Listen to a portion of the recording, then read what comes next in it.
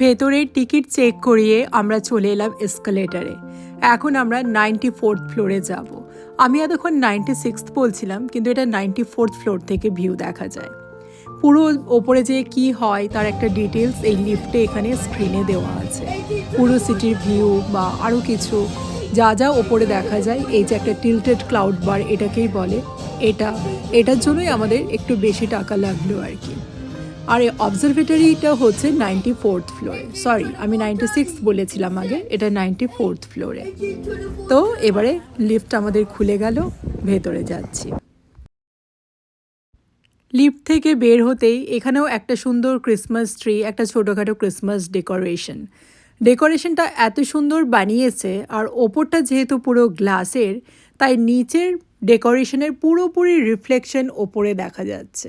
এটার জন্যই এটা আরও মোহময়ী হয়ে উঠেছে।